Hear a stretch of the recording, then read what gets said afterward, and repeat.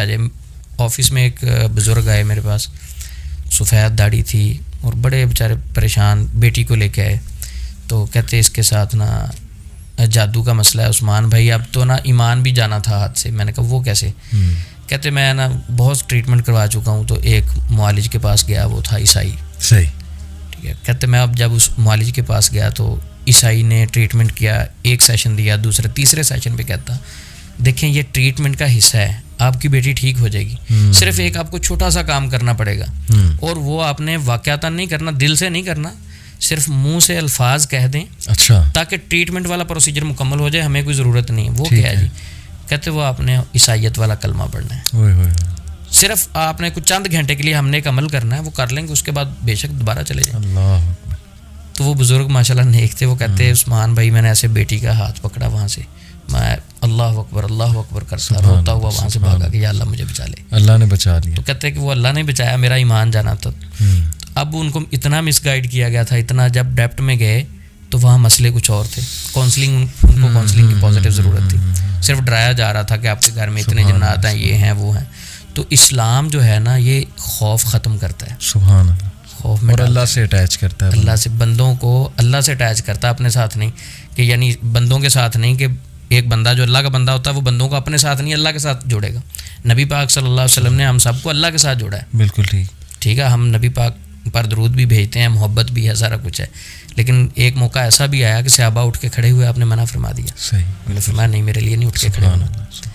تو مقصد یہی تھا کہ بندوں کو اللہ کے ساتھ جوڑنا ہے. الحمد سے والناس تک پورا قرآن پڑھیں تو ہمیں یہی میسج ملتا ہے کہ بندوں کو اللہ کے ساتھ جوڑنا ہے.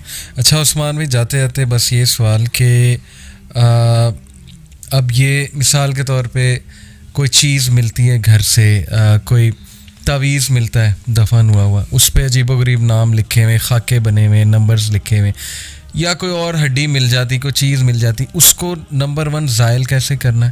اس سے ڈرنے کی ضرورت تو نہیں ہے, اس کو زائل کیسے کرنا ہے, پھینکنا ہے, جلانا ہے, کیا کرنا ہے؟ دوسرا تعویذات کے بارے میں بس ایک کانسیپٹ دے دیں کہ تعویذ کی کیا حقیقت ہے. دیکھیں علی بھائی, قرآن پاک جو ہے نا, قرآن پاک کا لکھا ہوا تعویذ, اس کو میں شرک تو نہیں کہہ سکتا. صحیح. لیکن یہ ضرور کہوں گا کہ یہ نبی پاک کا طریقہ نہیں, ایڈیشن ہے, یعنی بدعت کہہ سکتے ہیں. بدعت جو اس کے اوپر قرآن پاک لکھا ہوا ہے, بہت سارے کیونکہ علماء ہمارے لکھتے تھے تعویذ, جو صرف قرآن سے لکھا ہے اسے شرک نہیں کہہ سکتے. لیکن ہمیں نبی پاک سے ایسا کوئی طریقہ نہیں ملتا, کیونکہ نبی پاک پہ قرآن پاک نازل ہوا. آپ صلی اللہ علیہ وسلم وہی لکھوا سکتے تھے, تو تعویذ لکھوا کے صحابہ کو بھی دے سکتے. بالکل ٹھیک. ایک دوسرا کامن کانسیپٹ اس میں یہ ہے کہ جو تعویذ ہم قرآن پاک کا لکھا ہوا گلے میں پہن لیتے ہیں ٹریٹمنٹ کے لیے, 100% قرآن پاک لکھا ہے تو ہم واش روم بھی جاتے ہیں. صحیح. تو واش روم میں ادب کے لحاظ سے ہم قرآن پاک کو کبھی بھی نہیں لے کے جاتے. بالکل ٹھیک.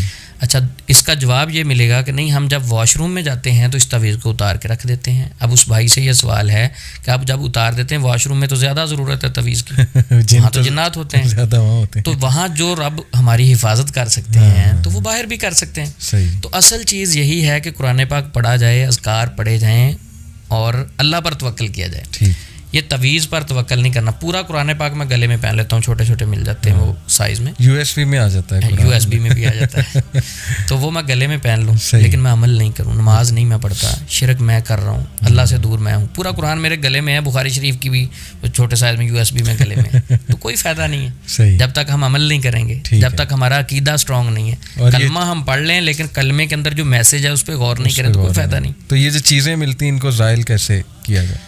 اصل جو جادو کا کانسیپٹ ہے, جو مجھے سمجھ لگا ہے, آپ کے گھر پہ پانی کے چھینٹے گرے, خون کے چھینٹے گر گئے, آپ کے کپڑوں پہ کٹ لگ گئے, اس طرح کی مختلف حرکتیں ہو جاتی ہیں. گھر کے اندر گندگی کے چھینٹے گر گئے, بندہ کہتا ہے یار اندر تو نہیں آ سکتے تھے, ہمارے بیٹھے بیٹھے انڈے گر جائیں سامنے, تو ابھی تک جادو نہیں ہوا.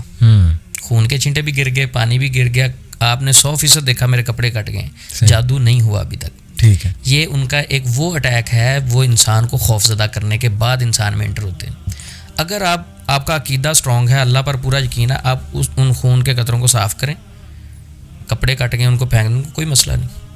آپ جگہ پہ پھینک دیں, جلائیں, یعنی خوف زدہ نہیں ہو تو آپ پہ کسی قسم کا جادو اثر نہیں ہوگا. تو کوئی پرچی ملے اس پہ عجیب و غریب نام ہو تو اس میں آپ کے گھر سے تعویذ مل گئے, کوئی بھی چیز, یعنی اس میں ہے کہ خوف زدہ نہیں ہونا. صرف ایک ہی چیز ہے کہ بالکل پریشرائز نہیں ہونا. ٹھیک ہے. اچھا ابھی ہمارے سامنے ویسے گلاس گرے, بندہ کمرے میں اکیلا بیٹھا ہے, گلاس گرا ہے سامنے, تو انسان کی فطرت ہے, انسان ڈر جاتا ہے. ہاں جی, ہاں جی. وہ اچانک ڈرنا ہو رہا ہے, عقیدہ تن اسے ڈرنا نہیں چاہیے. زبردست. عقیدہ تن صرف اللہ کا ڈر دل میں جب ہوگا تو شیطان کی کوئی اوقات ہی نہیں ہے. تو میں یہی بات کروں گا کہ اگر شیطان اور جنوں میں اتنی طاقت ہے, سب سے پہلے سارے راکیوں کو اکٹھا کریں اور دریا کے سپرد کر دیں. ایسی ہے تو یہ اس کو جلا دینا چاہیے جو پرچہ پیپر ملا ہے, یا کوئی ایسی چیز ملی ہے, یا دفن کر دیں, یا بس پھینک دیں, گھر سے اٹھا کے باہر پھینک دیں. بہت سارے لوگ کہتے ہیں پانی میں پھینک دیں وہ بہہ جائے گا, یہ کوئی ایسا کانسیپٹ ہمیں اسلام سے نہیں ملتا. بس سمپلی اصل ہے کہ اسے اٹھائیں اور گھر سے باہر پھینک دیں. بہت سارے لوگ کہتے ہیں کپڑوں پہ کٹ لگ گئے, میں کہتا ہوں پہن لیں, لیکن اگر دل میں ڈر رہنا ہے نا کہ کچھ ہو نہ جائے تو پھر پھینک دیں, اذکار کریں اور بس پھینک دیں. اصل ہے کہ کسی کے گھر میں اگر کپڑے کٹ گئے ہیں, تعویذیں اٹھائیں اور پھینک دیں. اذکار آپ کے صبح شام کے کنفرم ہونے چاہیے, آپ اذکار کرتے رہیں. اس کے علاوہ جو مرضی ہو جائے آپ پہ شیطان حملہ آور نہیں ہو سکتا. بہترین ہو گیا. اور بس جاتے جاتے میں چاہوں گا کہ وہ اذکار, وہ روٹین کیا ہونی چاہیے کہ بندہ مینٹلی طور پہ بھی اسٹرانگ ہو اور ویسے بھی ان چیزوں سے نیگیٹو افیکٹ سے بچ جائے. اس میں یہی ہے علی بھائی کہ اللہ کے ساتھ مضبوط تعلق, اور صبح و شام کے جو مسنون اذکار ہیں, ٹھیک ہے, وہ دارالسلام کا مکتبہ ہے, یا انٹرنیٹ پہ بھی سرچ کریں مل جاتے ہیں صبح و شام کے اذکار کے نام سے, وہ پڑھیں. اچھا ایک بندہ کہتا ہے کہ میرے پاس اتنا ٹائم نہیں ہے یا میں پڑھ نہیں سکتا, تو سب سے پہلے تو ٹائم نکالنا چاہیے. دنیا تو آنے جانے والی چیز ہے, صحیح. اصل چیز تو آخرت ہے جو نہ ختم ہونے والی ہے, یہ تو ختم ہی نہیں ہوگی. تو آخرت کے لیے ہمیں پہلے تیاری کرنی چاہیے. یہ دنیا کے لیے زیادہ لوگوں نے فوکس کیا ہوا ہے جن کے پاس ٹائم ہی نہیں ہے. تو اصل فوکس یہی کرنا چاہیے ان کو کہ اذکار صبح شام کے, مسنون دعائیں, گھر میں کوئی مسئلہ ہے سورۃ بقرہ کی تلاوت کر لیں, اور سارے معاملات کو اللہ کے سپرد کر دیں. وہ زیادہ نہیں پڑھ سکتے تو ایک تسبیح میں ریکمینڈ کروں گا جو میں 12-13 سال سے دے رہا ہوں, اس کا بڑا رزلٹ ہے. وہ ہے لا الہ الا اللہ وحدہ لا شریک لہ لہ الملک و لہ الحمد وہو علی کل شیء قدیر. یہ دعا بخاری شریف میں موجود ہے. نبی پاک نے فرمایا جو 100 بار صبح پڑھتا ہے شام تک شیطان کے شر سے محفوظ رہتا ہے, اور 100 نیکیاں ملتی ہیں, 100 گناہ معاف ہوتے ہیں, 10 غلام آزاد کرنے کا ثواب ہے. تو شیطان کے شر سے بچنے کے لیے اسے, باقی دعائیں بھی اتھینٹک ہیں لیکن اسے میں نے بہت زیادہ مضبوط اور کارآمد پایا. تو صبح و شام کے یہ اذکار جو ہیں نا, ان پر پورا فوکس رکھنا چاہیے. بہترین. اور فوکس رکھنے سے مراد یہ نہیں ہونا چاہیے کہ میں نے اذکار کر لی ہیں لیکن دل میں ڈر ہے کہ یار آ نہ جائیں کتے. بیڈ پہ میں نے آیت الکرسی تو پڑھ لی, ساتھ میں دیکھ بھی رہا ہوں یا روشن دان سے نہ آ جائے, تو پھر آ جانا ہے اس نے, پھر کوئی فائدہ نہیں اذکار کرنے کا, دعائیں پڑھنے کا. دعائیں اس صورت میں پڑھنی کہ آپ نے پورا اس پہ یقین کرنا ہے. تو معالجین کے حوالے سے میں یہ بات کروں گا کہ ہمیشہ یہ بات ذہن میں رکھیں کہ جس معالج کے پاس آپ جائیں, ٹریٹمنٹ کے بعد آپ خوف محسوس کریں. آپ تو گئے تھے کہ میرے اندر خوف ہے, ختم ہو جائے. آپ محسوس کریں کہ میرا خوف بڑھ رہا ہے, پہلے سے کم نہیں ہوا, اور میں دن بدن مزید پریشر میں جا رہا ہوں, تو سمجھ لیں وہ معالج غلط ہے. وہ معالج ٹھیک ہے جس کے پاس جا کے علاج ہونا تو بعد کی بات ہے, آپ کا خوف کم ہو, وہ آپ کو ریلیکس کرے, پازیٹیو کرے, اللہ کے قریب کرے. ٹھیک ہے, جس کے پاس جا کے آپ کے خوف میں اضافہ ہو جائے تو وہاں آپ علاج نہیں کروائیں, کلوز کریں. اور سب سے بیسٹ یہ کسی راکی کے پاس جانا ضروری نہیں ہے. ہم نے یہ سمجھا کہ کوئی راکی ہوگا تو شاید وہی ٹریٹمنٹ کر سکتا ہے. جس مسجد میں آپ نماز پڑھتے ہیں اس قاری صاحب کے پاس جائیں, اس مولانا صاحب کے پاس جائیں, اسے کہیں کہ میرے ذہن میں یہ چیزیں چل رہی ہیں, مجھے گائیڈ کریں. وہ انشاءاللہ آپ کو زیادہ محبت سے گائیڈ کرے گا. اچھا اس کے بعد اس سے اذکار پوچھ لیں, اور رقیہ بھی کروانا تو اسے کہیں جی مجھے مسنون اذکار یا دعائیں, بلکہ خود کر سکتا ہے بندہ. لیکن حیرانگی کی بات یہ ہے کہ میں نے بہت سارے لوگوں کو مشورہ دیا تو وہ کہتے ہیں کہ جب ہم کسی قاری صاحب کے پاس جاتے ہیں تو وہ ڈرتے ہیں. گائیڈ کرنے والوں نے بھی اگر ڈرنا ہے تو قوم کا کیا بنے گا. کہتے وہ ڈرتے ہیں کہ نہیں میں آپ کو دم کروں گا, آپ کے جن میرے گھر جا کے نہ تنگ کرتے رہیں, ایسا کوئی کنسیپٹ نہیں. بات یہی ہے نا کہ ہر جگہ کانسیپٹس خراب ہوئے ہیں.